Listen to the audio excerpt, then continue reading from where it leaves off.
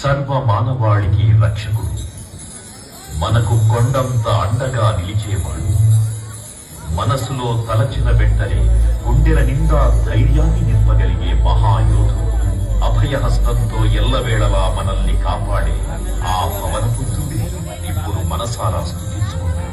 శ్రీ పంచముఖ ఆంజనేయ స్వామిగా అవతారమెత్తిన కథని దృశ్య రూపంలో తిలకిద్దాం రండి.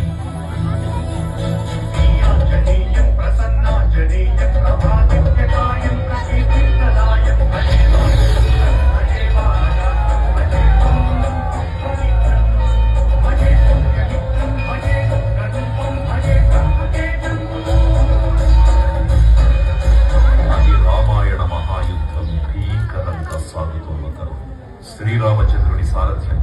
వానర సైన్యంతో విజృంభిస్తూ లక్ష్మణ స్వామి తనతో పోరాటం